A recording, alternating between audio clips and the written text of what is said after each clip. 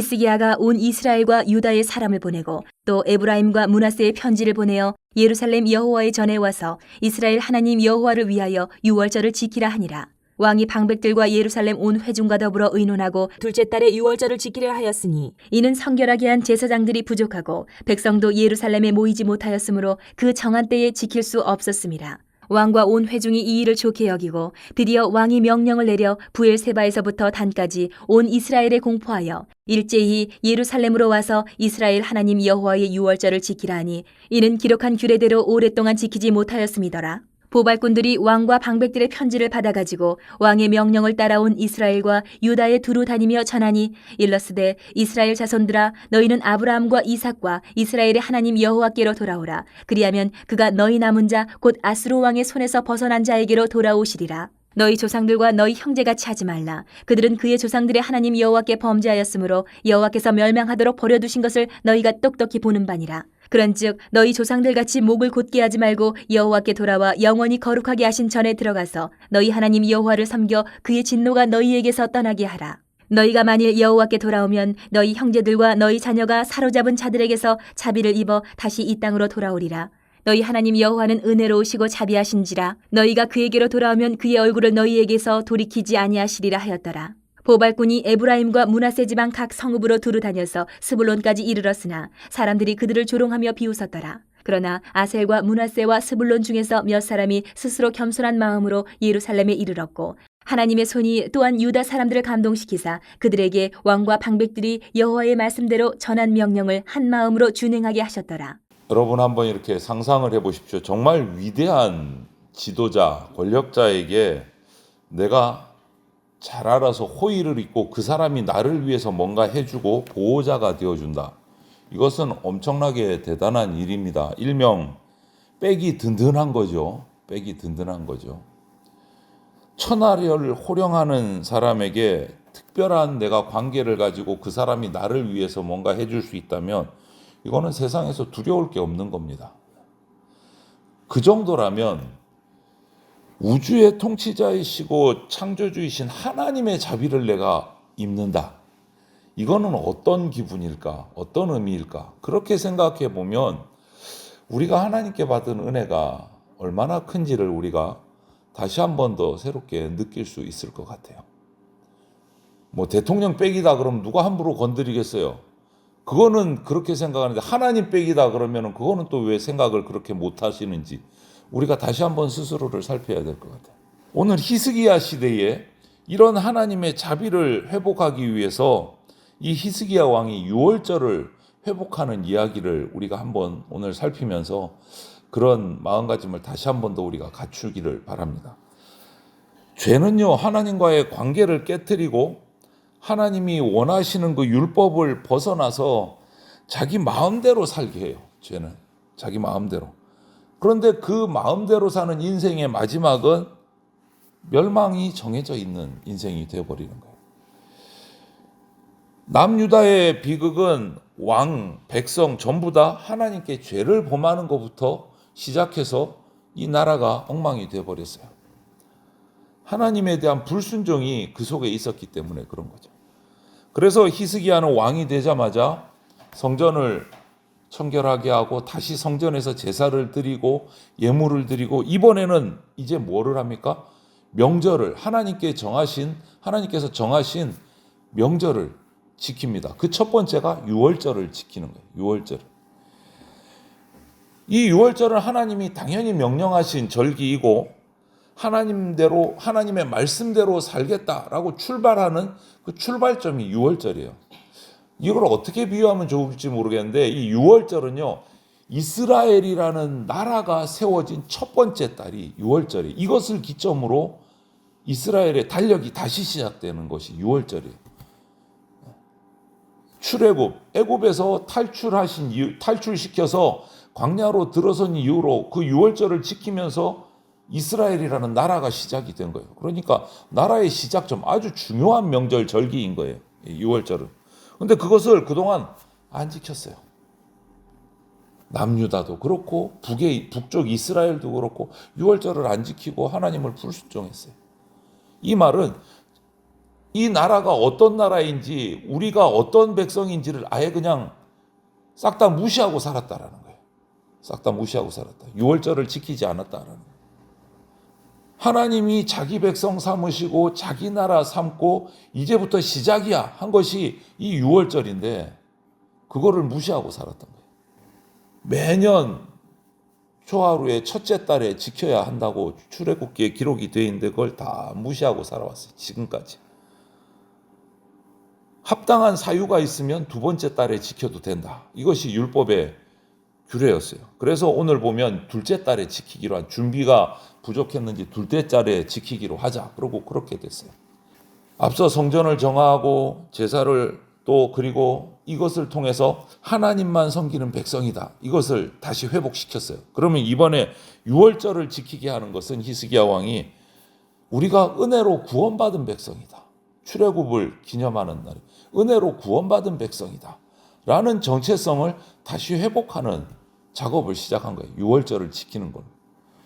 여러분, 그럼 우리는 어떨까요? 저와 여러분들은 오늘날의 그리스도인들은 우리가 나타내야 할 하나님의 백성다운 모습은 뭘까?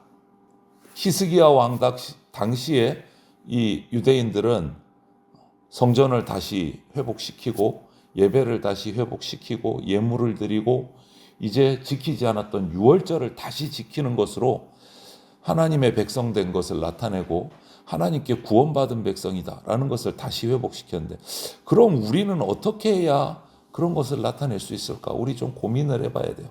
내가 어떤 모습으로 살아야 하나님의 백성, 은혜 받은 백성이라는 그것을 나타낼 수 있을까? 이처럼 유월절을 회복한다라는 것은요, 하나님이 베풀어 주신 은혜, 구원을 잊지 않고 기억하고 감사하면서 하나님께 순종하겠습니다라는 고백을 하는 것이 유월절을 지킨다는 의미예요. 하나님께로 돌아오겠다라는 거예요. 지금까지 안 지켜서 하나님을 떠나서 엄청난 저주와 고통의 길을 걸어왔기 때문에 이제 하나님께로 돌아가겠습니다라는 의미도 있는 거예요. 그래서 히스기야는 자기가 다스리는 이 남유다 백성들에게는 당연히 선포를 해서 유월절을 지킨다. 둘째 달부터 지키겠다. 선포를 했는데 그것으로 끝나지 않아요. 동족이 있잖아요. 북쪽에. 북이스라엘. 그 동족에게도 보발꾼을 보내서 소식을 전합니다. 같이 지키자고. 북이스라엘이나 남유다나 하나님 앞에 불순종해서 징계를 받고 고통을 당했기 때문에 북이스라엘에도 전가를 보냅니다. 같이 지키자. 자비로우신 하나님께서는 우리가 자복하고 나아가면 우리 회개 들어주신다. 이건 거죠. 북이스라엘 죄 때문에 멸망했어요. 남유다 역시 동일한 길을 걸었어요.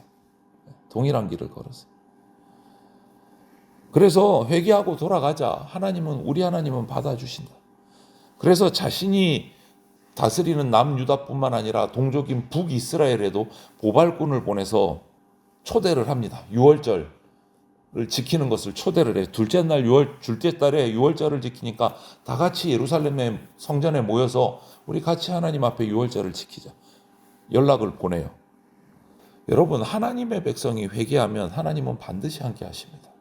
히스기야는 그것을 확신했기 때문에 남쪽도 북쪽도 다 선포를 하고 함께 지키자고 연락을 한 거예요. 하나님은 언약의 하나님이세요. 약속을 한 번 하시면 반드시 신실하게 지키시는 분이시기 때문에 또 자비를 베풀어 주시는 분이시기 때문에 우리는 이런 히스기야의 믿음, 마음을 우리가 닮아가야 돼요. 하나님 나라는 원수를 사랑하는 나라입니다. 하나님 나라는 이웃을 자기 몸과 같이 사랑하는 나라입니다. 악을 악으로 갚지 않고 선한 일을 도모함으로 함께 지어져 가는 나라가 하나님 나라예요. 히스기야의 모습을 보면 그것을 그대로 따라가요. 남유다만 챙기는 것이 아니라 자기의 동족이었던 한때 싸우고 원수같이 지냈지만 북이스라엘에도 연락을 보내서 함께 유월절을 지키자. 우리 함께 하나님 앞에 다시 나가자. 하나님 나라의 아름다운 모습을 그대로 보여주는 거예요. 여러분, 하나님의 얼굴이 우리에게 향하면 우리 인생은 그냥 피어나요. 구원받는 거예요. 은혜를 누리는 거예요. 하나님의 시선이 나를 바라보면 살아나는 겁니다. 그래서 우리가 하나님의 자비를 받기 원한다면 하나님께로 돌아와야 돼요. 히스기야가 지금 그 작업을 하고 있는 거예요. 이스라엘과 남유다를 다시 살리기 위해서. 그런데 남유다는 자신이 다스리는 나라이기 때문에 그렇게 선포를 하고 이제 준비를 합니다. 유월절을 지키기 위해서 둘째 달에. 그래서 북쪽으로 보냈어요. 고발꾼들을 보냈어요. 그런데 그들이 전하고 북이스라엘을 곳곳을 다니면서 선포를 하니까 반응이 둘로 나뉩니다. 오늘 보니까. 먼저 대다수는 비웃었다. 비웃는 자들이 있다. 하나님의 은혜를 비웃는다? 그 사람에게는 더 이상 기회가 있을 수 없어져요. 기회는 사라집니다. 하나님을 비웃음. 성경 다른 곳을 봐도 그렇잖아요. 홍수 심판을 노아를 통해서 선포하셨을 때 사람들의 반응이 어떻습니까? 노아의 가족들 말고는 비웃었어요. 조롱했어요. 노아를. 그들의 마지막이 홍수 때 어떻게 됐는가 한번 기억을 해보십시오. 더 이상의 비가 내리기 시작하고 방주의 문이 닫힌 이후로는 더 이상의 기회는 없었습니다.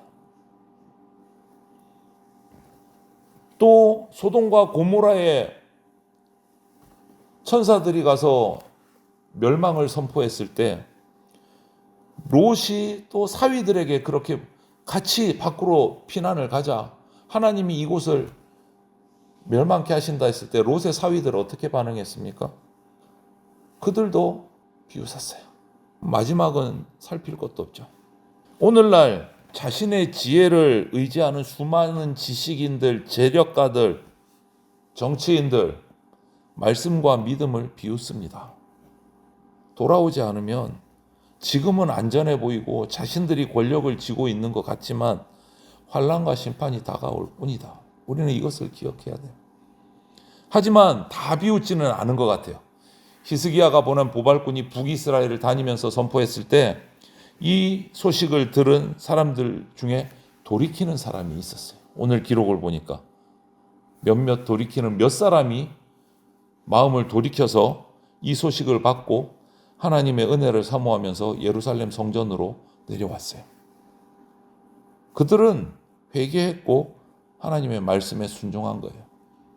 기회를 잡은 거예요. 영혼을 살리고 공동체를 살리는 좋은 소식에도 오늘날 복음을 전하면 똑같습니다. 우리가 진리를 전하면 세상에서 환대받지 못할 때가 더 많습니다. 이 모습과 똑같은 거예요. 히스기야 시대 때. 그래도 우리가 그 중에 몇 사람이 하나님의 말씀을 들을 준비된 사람이 있기 때문에 우리는 말씀 전하는 일을 멈출 수가 없는 거예요. 히스기야의 보발꾼들이 북이스라엘 전국을 다니면서 전했던 것, 수많은 조롱과 비웃음을 당했지만 그 몇 사람을 위해서 다닌 거예요. 우리도 동일하던 거예요. 하나님의 말씀이 선포될 때 굳은 마음을 버리고 겸손한 마음으로 나가는 사람들이 은혜를 받습니다. 여러분, 참 소망은 하나님 말씀대로 사는 삶을 회복하고 인생의 방향을 하나님께로 돌이키는 때 참 소망이 주어집니다. 또 우리는 먼저 그 소망을 받은 자로서 아직도 그것을 받지 못한 영혼들이 한 영혼이라도 있기 때문에 우리는 조롱을 당할지라도 복음을 전해야 되는 거예요. 이거 역시도 하나님의 은혜 가운데 가능합니다.